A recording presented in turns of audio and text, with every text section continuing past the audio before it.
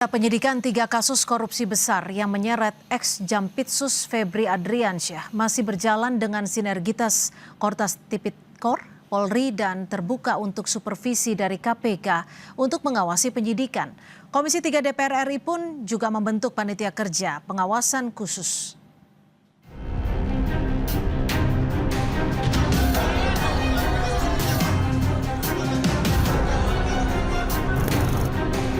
Pengusutan 3 kasus besar korupsi yang menyeret ex-Jampitsus masih berjalan dengan penerbitan sprindik baru yang ditegaskan oleh Kejagung masih dengan status tersangka ex-Jampitsus. Menko Bidang Hukum, HAM, Imigrasi, dan Pemasyarakatan Yusril Iza Mahendra menegaskan penanganan perkara yang melibatkan mantan Jampitsus harus dilakukan secara hati-hati dan sesuai kaidah hukum.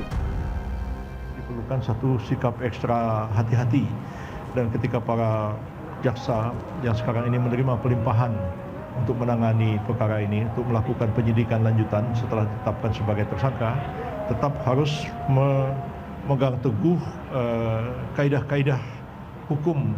Ini merupakan satu ujian yang berat bagi kita, tapi sebagai satu kenyataan yang kita tidak dapat tolak dan kita bantah, dan karena itu harus dengan ketegaran, keberanian, dan keyakinan yang kuat bahwa hukum harus ditegakkan.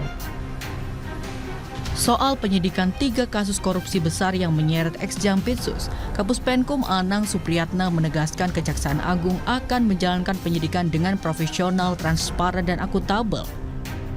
Penyidikan juga dilakukan dengan sinergi Kortas Tipikor Polri serta terbuka untuk supervisi KPK.